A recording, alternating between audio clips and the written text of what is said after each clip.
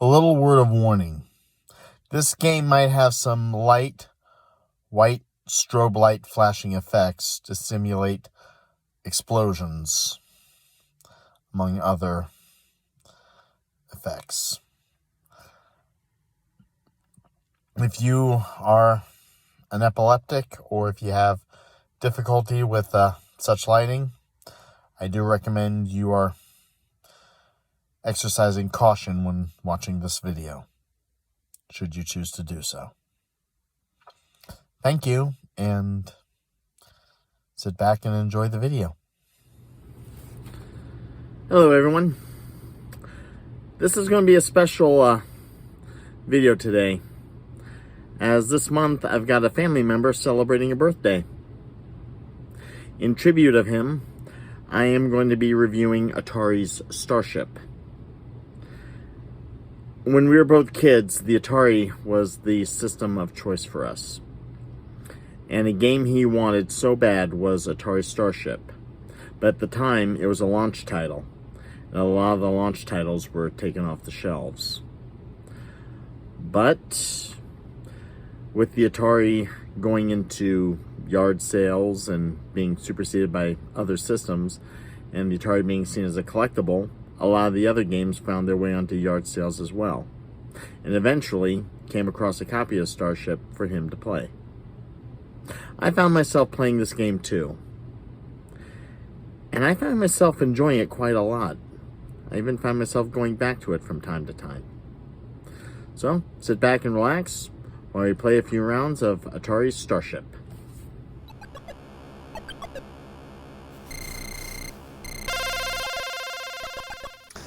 As I mentioned before, I came across this game at a yard sale. Back in my day, there were no used game shops. There was no way you could get a game used. You did everything through your local retailer, through your Lazarus, your Macy's, your Sears, or what have you. And, well, starting out, this is a pretty slow pace. And you're having to avoid the meteors. And you also have to, this is a slow-paced game. This one you got two speeds. Slow and fast. This is the slow speed to get to know it. You blast a flying saucer. Well, let's see, this one. Okay, that ship is like 1 point. Here comes the robot. 3 points. And the flying saucer. And Lockfire, 2 points. And you're also playing on the right side of the controller. This is not usually an Atari game, you're playing on the left side. Not this one, you're the player on the right. At least until you get to a two-player game, which will be coming later on. As I was saying before, everything had to go through the main major retailers. There were no used game shops at the time. They didn't really happen until the era of Nintendo. I'd say somewhere around late 80s, early 90s, stuff like that. And you also had to pick up games at yard sales or expo centers, which housed a lot of minor retailers for garage sales.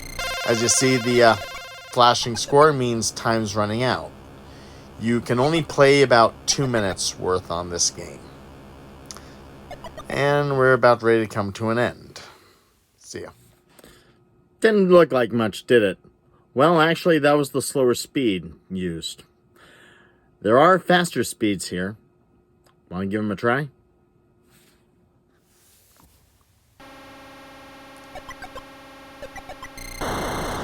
Yikes! Yeah. They come at you hard and fast. This. And that blasted right there. But this is the fast speed, and they run right into you. And careful, because you could lose points. Shoot. No. Nope. Crash. Fortunately, this is not Jeopardy, where you can go into the negatives. So once you're down to 0, you can't go any lower. But shoot. Yep. 3 points there. Of course, they remain the same. And, yep, 6 there.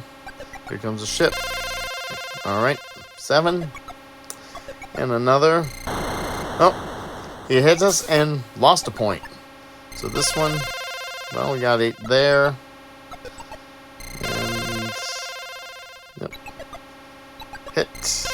And hit. And, okay. You always have to, yep. When you hit you just lose 1 point. But you can't blast the meteors. They're indestructible. You can blast the other 3, and you're good. But you also have to be careful, otherwise lose a point. So if you can't hit, evade. And there's a crash right there.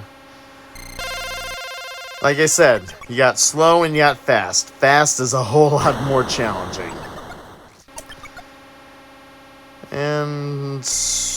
But it also means you can go back to it if you're wanting something more of a challenge. Starship, I think, does keep the challenge going if you're also looking between one or the other. And blasting away, dodging, and the time is running out. Oh, crash in, and another crash. But still try to get the points, and we're almost done again. That was a different animal, wasn't it? A lot faster. And you had to either lock onto the targets or get out of the way. Don't even think about hitting the meteors. Nothing will work on those. But this was definitely more of a challenge. The first game, nice when you're starting out, but the second one, you really want to get into, you feel like you got more experience under your belt. But there's still more of this game to cover.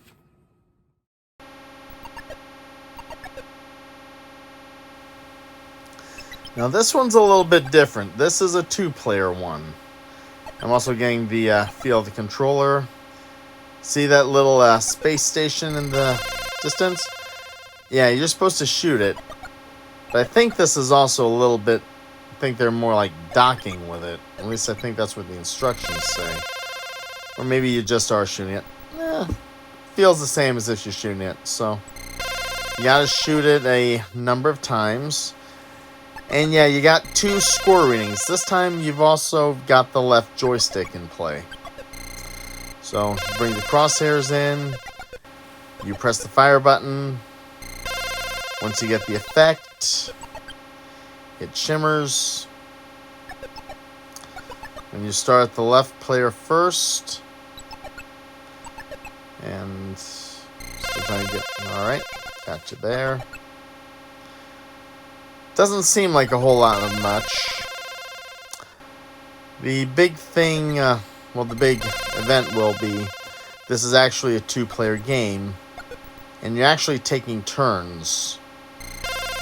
And you got to advance your high score. Usually when you're doing a 2-player game, it's competition. You're kind of shooting against each other, or you're shooting against each other simultaneously to get the highest score. And don't get me wrong, you're still shooting to get the highest score, but you're not doing it at the same time. You're going to be adjusting simultaneously. But right now, I'm playing as the left player. And the gameplay for each player is still the same, 2 minutes. But you combine the take turns aspect. See, the time is about ready to expire for player 1. But with the, like I said, you're taking turns. It goes from 2 minutes to 4 minutes. So you try, and see, this place platform has now gone to pink. So now it's the right player that's going at it. And again, they also have to shoot. You hit, you get the shimmer. And you also have to make sure who gets the bigger score. Like many classic games, the bigger the score, the better the winner. And I've had to play both players on this one. I'll get into that later. But it does have a little bit of fun to it. Shooting the same thing and just trying to match, if not beat, an opponent's score. Nice, friendly little competition. Only this time I'm having the competition with myself. Lock, shoot, and this is also the slow mode, so you can get a little more comfortable with it. There's also a fast mode in here, and there's also more obstacles and challenges, like, well, the meteors and the spaceships also appear. I'll get into the spaceships appearing when I get to that version, because I went as in-depth as possible as I could with this game. And shoot. But to say the ships will be a little different is, I'd say a little bit of a truth here. And I'll explain why when it's time. And player on the right has already beaten the player on the left, which right now is me. And again, the time is expiring for the player on the right. So again, run up the score as best you can. 50. And we're almost at the end. That one was different. An alternating two-player. Something to bring to someone if they want to have a fun game. That's definitely something I want to look into in the future, having a second player around for two-player games. I'm going to be looking into that in the future and just don't know when I'm going to be able to make that a reality. But when I do have two-player games at the ready, with the second player ready to go, you'll all be the first to know. Looks like Game 6 is a little bit of an extra challenge. Let's check it out.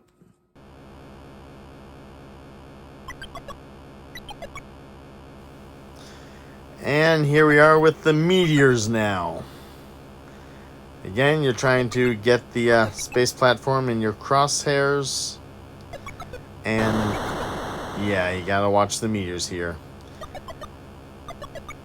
I know some would probably wish we could blast the meteors, but this is not asteroids. There you could blast space rocks all you want. And, okay, 4. We're at 6. 8. Okay. Dodge that meteor right there. And the meteors definitely add a new element of challenge to it. Gotta avoid, make sure you're not hit, and also still run up the score. Okay, you're still player 1, and you both have the same amount of time. Combined, it's a 4-minute game. Does feel a little faster in this one. Blasting away. And dodging. Okay. That's there. And blasted. Blasted again. This platform does like to line up, doesn't it? It's pretty well. Okay, and again, the time is expiring.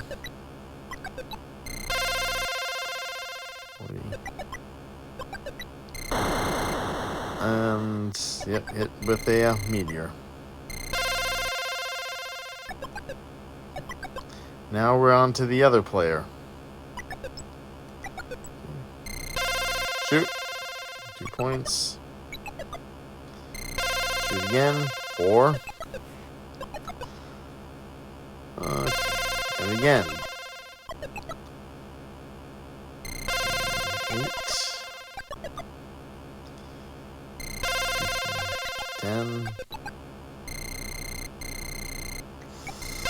Feels a little simple. And maybe some might think it gets boring after a while. Well, maybe, but I didn't really get bored with this game. I just want to relax, indulge in the game, and not spend like hours on end with the game, because sometimes you just don't have hours. Just want to take 2 minutes and play a nice simple game. And that's what a lot of these old school games are like.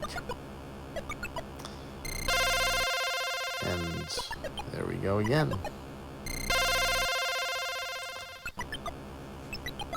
And the meteor, yep, took a points loss. Looks like I was in 31. Okay. So meteor hits you, you do take a point loss. And blast it there. Because looked like when you hit it, you get a 2-point gain. But you hit a meteor, you get a 1-point loss. So explains why one is in the evens and the other is in the odds. Alright. So now we're both even. Okay. Not running out of time yet. Now we are. Okay.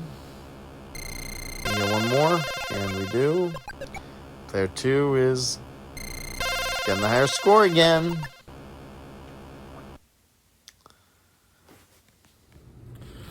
Well, not only do you have to blast the modules, again another 2-player, but you also have to dodge slow-moving asteroids. The next level, the asteroids are a lot more faster, and you have to dodge those. And there's also some apparent points loss if you hit an asteroid. Another fun game in this title, but there's still more to do. And I think I want to see one more in this range, because I think there's the next 2 series of games have a little something more to offer.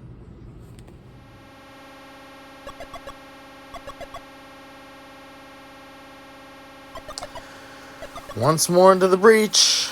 Again, you're shooting the space platform, but again, these ships are making an appearance. And this time, it looks like you can't blast them.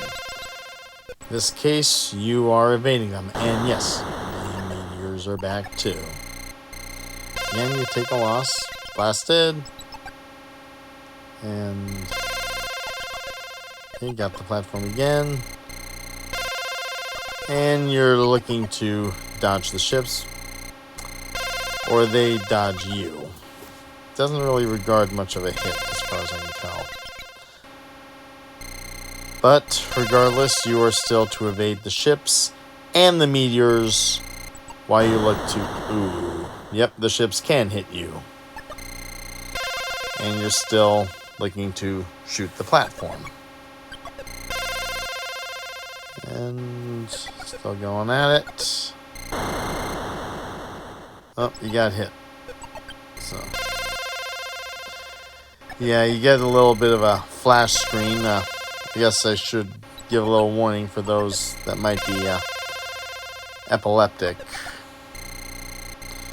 So, and crash right there. I don't think the games thought of that at the time. But I still find it a fun play. So again, oh, crashed in, blast. Okay, watch that, line up in the sights, got him again, and avoid the ships and avoid the meteors again. And again, time's up. It's about ready for the other player to take a turn. 6. Now it's the other player's turn. And again, crashed in, but fortunately, as player 2, you're at 0, so you don't have any losses.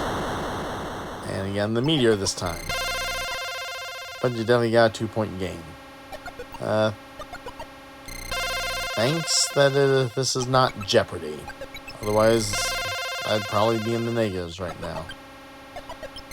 Right. Blast. Evade the ships. Get that platform in. Again. And blast again. Let's see how high we get the other side to go.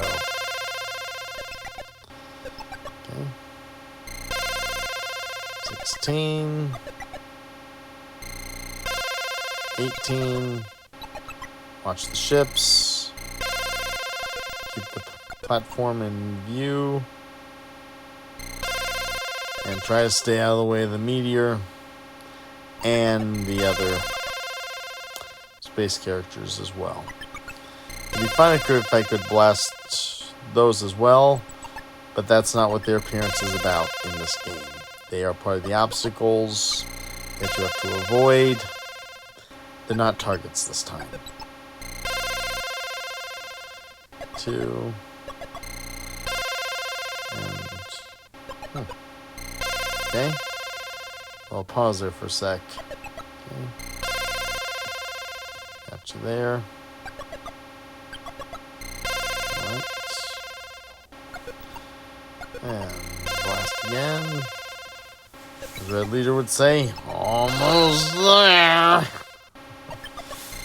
Alright. And took a meteor hit. And we're tied. Now we're beaten. Shoot. And time's running out, but about 50 over. Shoot the platform again. And again, 54. One more time. And done. A lot more intense. You're still trying to get the module, but apparently you can't hit any of the other space stuff either. Not even the alien ships. And definitely not the asteroids. But there's still one more aspect of this game left to cover.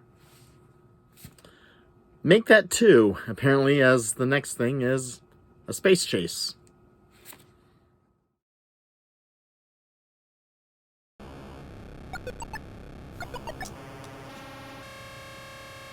Doesn't look like much. You're just trying to and avoid the meteors. Basically, you're just trying to get some distance. The further you go, the higher your point score goes. But, yeah. You get a meteor hit, you lose a point. Seems simple enough. You're just flying through space, not trying to hit anything. 6, now 5. And also, this is another 2-minute long game, but the meteors come at you fast. I guess this is supposed to determine your skills as a space pilot. And, well, apparently mine are lacking. As just keep hitting meteors. Yet you still keep trying to get the score up as high as you can. The more distance you go, the higher up the points you go. But if you get hit, you lose a point. I guess this game really did try to capture what they imagined space to be as best they could. Flying through space, blasting through aliens, crashing into rocks, and either docking a space station or trying to blow it up. And there's also the lunar landers, which we'll be getting to later. But yeah, still keep trying to avoid the rocks. And crash. Flying through space. Well, definitely not boring. The meteors definitely make sure of that. And the flashing score indicates the time is about to expire. And I'm still hitting meteors. And here we are at the end, and I'm hit. Seems to be not much of that. You're just flying through space and trying to avoid asteroids. You can go slow speed or fast speed, as apparently the game has 2 speeds, and both are pretty challenging. Well, the fast speed definitely is. but there's still one more aspect left to cover.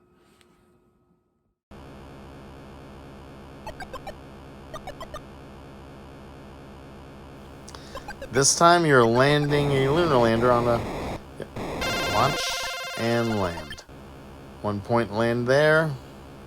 You have to get your lander in place on an asteroid moon. Fire rockets to indicate your landing. And you score your points. Again, fire the rocket. Apparently you do not land unless you fire the lander rocket. That indicates you're coming in for a landing. Otherwise, you just fly off. And, of course, the sound and flashing indicates that you have successfully landed. And the points also counting help too. And again, you're playing this one on the right. This is not a two-player game. Although in later issues, two-player is in the form of a co-op in terms of the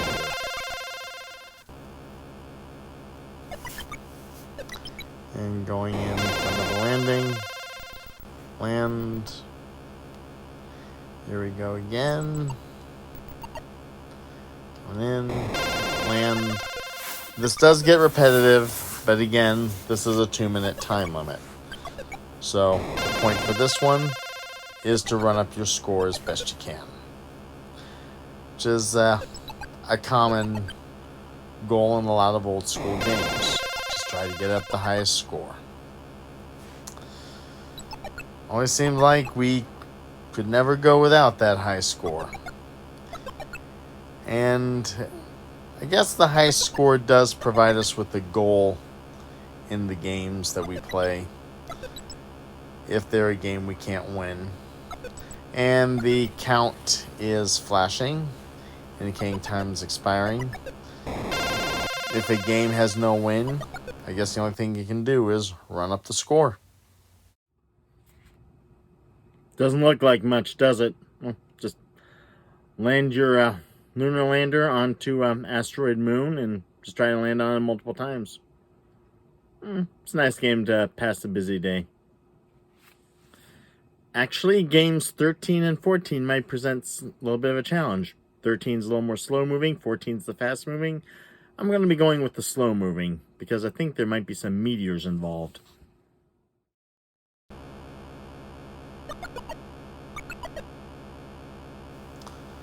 Okay, this one's a little confusing.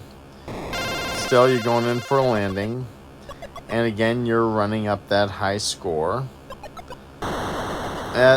You hit something, you're not sure what it was. And again, they say there are meteors that are flying past. But I couldn't exactly detect where they were. Again, you're landing and trying to generate up the high score. I guess, and hit by another unseen meteor, which I guess you also take some points lost there as well. But in our day, and again, the meteor hit again. And we're thrown so far away. Gotta get back to the... And we land on the asteroid moon. But again, our goal was always to get the high score, especially if there was a game that had no end goal in sight, where it just came repetitive over and over and over again. But the highest score, especially if you were playing against an opponent, was how you determined your winner. So even if there was like a game where it felt like you could not win, we often set up our own win conditions. And this one is, I guess, a little boring, but you're also looking for meteors you just can't seem to find. And, or at least I couldn't seem to find them. Maybe someone has better eyes than mine. Again, the flashing score indicates the 2-minute time limit is about to expire. And we're getting as many landings as we can, hoping we miss unseen meteors. Well, there were meteors. I just couldn't spot them. There's a lot of starry sky out there, so couldn't really tell where the meteor was, and could tell where that landing moon was. Nice little challenge, trying to land the lander onto the moon rock, but you couldn't exactly tell where the obstructions were. Fun challenge if you don't exactly know where the challenge is. All in all, for a final assessment on Atari Starship, I'm reminded of a little quote that the angry video game nerd once said when he was reviewing Tiger games. There's a difference between old school and outdated. Old school, it might be old, but still fun to play. You can always go back to it. Outdated, you never want to go back to it. Some people would say that Atari Starship is outdated. I don't feel that way. I feel it is an old school video game. I like going back to it from time to time, especially when the space shooting, you're just blasting aliens across the sky. Or maybe even the space module, if you want to do a little two-player action yourself. Lunar Lander also has some two-player action, but you have to play that simultaneously. Kind of like a little bit like the latter versions of Space Invaders for Atari, where you had one operating the bunker and the other operating the cannon. But all in all, I would say Starship still retains its charm. It's still fun to go back to, and I still love playing it from time to time. Hopefully, if you ever pop a Starship into your Atari system, if you still have one, or if you use the Atari Vault, or another means, give this game a look. I think if you have a brother or sister who wanted this game, they may like it too. Happy birthday, big bro. Don't forget to click and subscribe.